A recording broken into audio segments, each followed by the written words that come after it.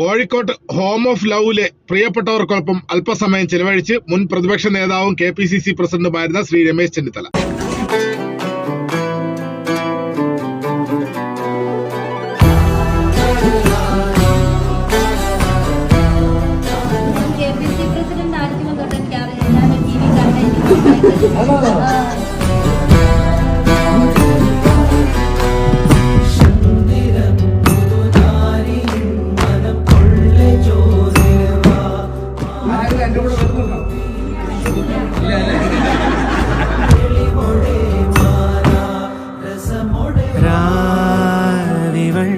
പകലിനെ സ്നേഹാന്ധമാ ജ്വലൽ സൂര്യനാൽ നീളിടും